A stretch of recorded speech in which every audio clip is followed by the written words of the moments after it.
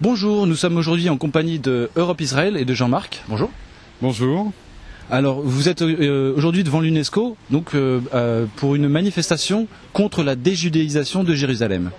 Alors, la plupart des internautes auront peut-être une impression du contraire. Pourriez-vous nous expliquer ce que vous entendez par déjudéisation de Jérusalem ? Alors, avant de parler, à proprement parler de la déjudaïsation de Jérusalem, l'UNESCO a à diverses reprises, ça remonte à 35 ans la première fois, s'en est pris au caractère juif de toute la Terre Sainte, de tout Israël. Notamment en 2010 en déjudaïsant le caveau des patriarches et le tombeau de Rachel, qui faisait partie du patrimoine juif.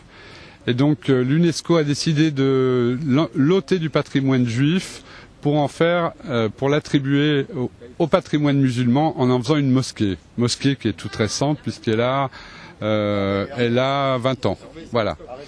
Donc c'était un des premiers actes de déjudaïsation de la Terre Sainte. Et là récemment, on a découvert que lors du The World Project, en collaboration avec Google, sur le site du World Project, Jérusalem est décrit comme une ville sainte essentiellement musulmane, et le Kotel, le mur des lamentations, qui est le lieu le plus saint du judaïsme, n'est plus considéré comme un lieu saint, mais comme un simple lieu de séparation, un mur de séparation entre les diverses cultures. Voilà. D'accord. Donc ça ne concerne pas les lieux d'habitation, mais vraiment les lieux saints. Oui, on parle que des lieux saints. Je vous rappelle que l'UNESCO est chargée du patrimoine culturel et historique mondial. D'accord. Donc la seconde question, c'était également, puisque nous sommes venus vous interviewer à votre invitation, et notamment par rapport à l'affaire Oberlin. Donc est-ce que vous pourriez nous en donner un petit peu votre version, et vous dire pourquoi vous avez souhaité que nous vous interviewons là-dessus ? Alors, l'affaire Oberlin est une sombre affaire, à mon avis. D'après les étudiants de Paris-Bichat, Monsieur Oberlin, Christophe Oberlin, qui est notoirement connu pour être un pro-palestinien, puisqu'il a écrit plusieurs livres en faveur de Gaza et du Hamas, lors d'un examen qui s'est déroulé il y a une semaine à peu près, un peu plus, a posé comme question à ses étudiants, voilà, on vous amène 22 cadavres, si mes souvenirs sont bons, appartenant à la même famille, qualifiez-les de soit crimes de guerre, crimes contre l'humanité ou génocide. Donc c'est un peu fort de café de ne laisser aux étudiants que cette hypothèse possible, sachant que les instances internationales n'ont pas qualifié ni de crimes de guerre, ni de génocide, ni de crimes contre l'humanité. D'accord. Alors, puisque nous avons interviewé M. Oberlin, donc ce qu'il nous a expliqué, c'était que la question, c'était pas un QCM, réponse A, B, C, mais c'était plutôt quelque chose où il fallait argumenter et expliquer s'il y avait des combattants du Hamas près de la famille, alors effectivement c'est entre guillemets moins une bavure. S'il n'y avait pas de combattants, donc c'était plutôt argumenter en fonction du droit international en fait. Oui, justement, ce monsieur Oberlin qui fait croire à un argumentaire en droit international, il ne connaît pas grand-chose, puisque si nous avons publié un long article écrit par des grands juristes internationaux, notamment de Human Watch, sur le droit international, l'état du droit international sur ce qui s'est passé à Gaza en 2008. Aucune de ces qualifications n'a été retenue. Les victimes civiles, il n'y en a eu que 372, c'est le chiffre exact, accepté par le Hamas, et non 1500 comme on l'a lu à l'époque dans tous les médias, y compris sur vos sites. Il n'y a pas eu 1500 victimes civiles, il y a eu 372 victimes civiles qui sont des victimes collatérales malheureusement, comme il y en a dans tous les conflits. Je vous rappelle que dans le même temps, l'OTAN en Afghanistan a fait plus de 2800 morts civils en bombardant des villages afghans, et qu'aucun pro-palestinien, ni M. Oberlin, ni M. Stéphane Hessel, ni même tous vos sites n'en ont parlé. Voilà. Alors, je fais une petite rectification. Nous déjà, au regard du droit international, les dommages collatéraux, ça n'existe pas. Donc c'est ce qui explique notamment Oberlin dans son interview qu'il nous a accordé. Le dommage collatéraux, c'est un terme qui n'existe pas dans le droit international.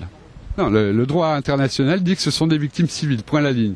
Il est communément appelées, qu'on appelle communément victimes collatérales. Mais en aucun cas, ni les qualificatifs de crimes de guerre, de génocide ou de crimes contre l'humanité n'a été retenu par aucune instance internationale contre Israël. Jamais de toute l'histoire des conflits israélo-arabes ou israélo-palestiniens. J'aimerais savoir de quelle façon, Monsieur Oberlin, et vous-même qualifiez les tirs de roquettes qui ont lieu en ce moment même, à la minute où je vous parle, sur Ashkelon et sur Ashdod, par les islamistes du Hamas. Il y a eu plusieurs blessés, plusieurs morts, plus de 100 roquettes et missiles Grad ont été tirés en 48 heures. J'aimerais savoir comment, Monsieur Oberlin, et comment vous-même vous les qualifiez. Donc, puisque vous nous interpellez, d'abord vous nous avez interpellé par rapport à l'Afghanistan. Nous avons une position toujours très très claire par rapport à tout ce qui est ingérence militaire, que ce soit en Libye, en Irak, en Afghanistan et ailleurs. Nous sommes contre toute ingérence militaire et donc forcément contre tous ces débordements où il y a des civils qui sont tués. Oui, je retiens juste que la plupart des pro-palestiniens n'en ont qu'après Israël, alors que dans le même temps, Bachar el-Assad a tué plus de 15 000 personnes. Je ne vois dans Paris aucune manifestation, alors que lors de l'opération Pont Durci, on a vu dans toutes les capitales européennes des immenses manifestations contre Israël. En disant il y a eu 1500 morts, 5000 blessés, moralité il y a que 372 morts, c'est 372 de trop certes, mais on connaît aussi les techniques du Hamas qui utilisent la population civile comme bouclier humain. On sait que le Hamas prend des enfants et s'en sert comme bouclier humain, et que malheureusement il y a toujours des victimes civiles. Pour parler de l'opération de Gaza, puisque Oberlin c'est de ça dont il parlait, ce monsieur est très mal informé de l'opération sur Gaza. L'armée israélienne Tsahal a envoyé des messages, a téléphoné à toutes les maisons, a envoyé des textos, a envoyé par hélicoptère des papiers en disant « Attention, sortez, nous risquons d'arriver, nous risquons de tirer ». Tous les missiles tirés, toute la population civile a été prévenue à l'avance. C'est la seule opération dans le monde qui a fait l'objet par l'armée qui attaquait d'une telle prévenance envers les civils. Il y a un colonel de l'armée australienne, si mes souvenirs sont bons, qui a pris la parole à l'ONU en disant « C'est scandaleux de s'en prendre à Israël. Israël est le seul pays au monde à avoir pris autant de précautions pour épargner les civils. » Alors vous avez évoqué la Syrie et Bachar al-Assad, donc je ne sais pas si vous avez eu le temps de regarder en détail notre site, mais nous essayons de donner la parole aussi bien aux anti qu'aux pro-Bachar al-Assad, ou même ceux qui n'ont pas de position vis-à-vis de lui. Et donc c'est vrai qu'on a plus de mal à trouver des anti-Bachar al-Assad en France qui souhaiteraient une intervention armée, plutôt que des anti-Bachar al-Assad qui souhaiteraient, vous voyez ce que je veux dire. Il y a plus des anti-militaires, anti-intervention, même parmi les anti-Bachar al-Assad, que des pro-intervention. Mais nous, personnellement, nous n'avons pas de position pro ou anti, parce que j'ai lu, je crois, je ne sais plus si c'était votre site ou un autre site, qui nous avait traité comme quoi on ferait partie de la mouvance rouge-brune et pro-Assad. Nous n'avons pas de position par rapport à Assad, nous disons juste que le Syrien est un peuple qui doit être souverain, qui doit décider par lui-même, et encore une fois, nous sommes contre toute ingérence armée étrangère. Bon, moi, je n'ai rien à dire sur vos positions. Je répète ce que je dis. Quand il s'agit d'Israël et des Palestiniens, on voit tout le monde dehors. Quand il s'agit des civils syriens, des civils libyens, des civils soudanais, il faut savoir qu'au Soudan, on a exterminé 1 million de personnes. Je ne vois aucune manifestation pour soutenir tous ces peuples. En dehors de nous, les Juifs, on est toujours là. En dehors des pro-israéliens qui défendons toujours, je ne vois jamais tous ces pro-palestiniens qui sont en fait instrumentalisés par les islamistes radicaux. On sait que la plupart des associations pro-palestiniennes sont subventionnées directement ou indirectement par des groupes islamistes. J'en ai les preuves, on les publiera. On ne voit jamais tous ces gens réagir quand il y a d'autres morts partout sur la planète. On ne les voit réagir que quand il s'agit d'Israël et des Palestiniens. Voilà. Alors une dernière question, et puis après je vais vous libérer. Quelle serait votre définition du sionisme ? Le sionisme est une grande et belle idéologie, et à ma connaissance c'est la seule qui a réussi et qui continue à réussir, puisque l'État d'Israël existe, il a 64 ans maintenant. C'est l'idée d'un foyer national pour tous les juifs du monde entier qui, je vous le rappelle avant, étaient victimes d'oppression, d'extermination. Depuis qu'Israël existe, les juifs ne rasent plus les murs, les juifs n'ont plus peur de dire qu'ils sont juifs. Et votre définition de l'antisionisme ? La définition de l'antisionisme est simple. Quoi qu'en disent tous ces intellectuels ou prétendus intellectuels style Stéphane Hessel, dès lors où on nie au peuple juif le droit d'exister sur une terre qui lui appartient, d'avoir son propre État, on est un antisémite. Donc l'antisionisme primaire est du pur antisémitisme. Pourquoi n'importe quelle nation dans le monde aurait droit à un État, sauf le peuple juif? Je ne vais pas vous refaire l'historique de ce qui lie le peuple juif à la terre d'Israël. Ça fait plus de 4000 ans que le peuple juif est lié directement à cette terre. Qu'on veuille nous refuser à nous le droit d'avoir notre patrie est un pur scandale. C'est de l'antisémitisme pur qui se véhicule sous une autre forme. D'accord. Donc l'antisémitisme, ce n'est pas juste la haine des juifs, c'est également la haine, enfin en tout cas juste être contre un État pour les juifs, un État juif, c'est pour vous déjà une forme de haine de juifs. C'est simple. Avant, il était, on pouvait très bien s'afficher comme antisémite, c'était de bon ton. Depuis la Shoah, c'est beaucoup plus difficile de dire je suis antisémite. Mais je constate qu'au niveau planétaire, c'est vraiment un mouvement planétaire qui est orchestré savamment par des organisations telles que l'Organisation pour la Conférence islamique et d'autres, que depuis donc la Shoah, on ne dit plus je suis antisémite, ça la fout mal bien évidemment, mais on dit je suis contre Israël. Si on demande aux antisionistes pourquoi vous êtes contre Israël, ils ont guère d'arguments. Dire que c'est un pays colonial, c'est faux. Dire que Israël a été parachuté là en 48 sous une décision de l'ONU, c'est faux. Je rappelle que les Juifs sont arrivés, n'ont jamais vraiment quitté Israël, qu'il y a toujours eu une présence juive forte depuis 4000 ans, y compris avant la Shoah. Donc tout ça, tous ces arguments sont faux. Donc il est clair, j'en terminerai là, que dire je suis antisioniste, c'est ne pas oser dire je suis antisémite. Mais c'est la même chose, c'est nier au peuple juif le droit d'avoir son pays et sa terre. Alors une dernière chose que vous m'évoquez avec vos mots, c'est avant la création de l'État d'Israël, et notamment au début du XXe siècle, il y a des photos qui le prouvent. Il y avait des fêtes comme celle de l'Aïd Kébir, etc., où on voyait des chrétiens, des juifs et des musulmans sacrifier le mouton ensemble. Et est-ce que vous pensez que malgré l'État juif, ce genre d'image, enfin de fête commune, pourra être impossible un jour, et si oui, quand? Mais venez en Israël, je vous y invite. Moi, j'y vais au moins 1 à 2 fois par an, et je vois lors de l'Aïd el-Kibir et d'autres fêtes, les musulmans, les chrétiens, les juifs faire la fête ensemble.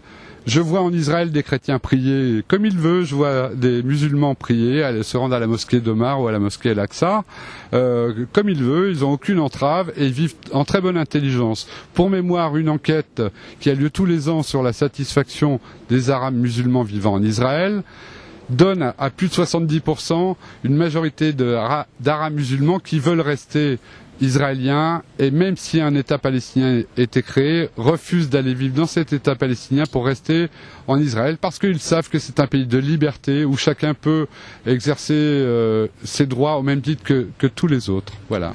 Donc, je vous invite à venir en Israël. Ah mais pour ceux qui ne sont pas déjà venus, avec plaisir. Enfin, une dernière question, puisque nous sommes venus à votre invitation. Est-ce que vous maintenez, puisque vous avez lu différentes publications, est-ce que vous maintenez vos accusations d'antisionisme et d'antisémitisme à notre égard? Écoutez, je vais être honnête avec vous, je n'ai pas lu vos publications, j'ai juste parcouru celle d'un monsieur Jonathan Jonathan, qui se dit juif, je ne sais pas s'il l'est. En tous les cas, c'est un antisioniste virulent. Son discours de haine est insupportable. J'espérais qu'il viendrait en personne, malheureusement il vous a délégué parce qu'il n'a pas... Fête de famille, comme je vous ai expliqué tout à l'heure. Vraisemblablement pas les coucougnettes pour venir en présence, en personne, c'est bien dommage, il vous a envoyé. Vous lui passerez notre gré, j'espère qu'il viendra une prochaine fois nous voir directement. Tout à fait, je pense qu'avec votre défi que vous venez de lui lancer à propos de ces coucougnettes, je pense qu'il ne manquera pas de vous interviewer en personne. Merci beaucoup. Merci.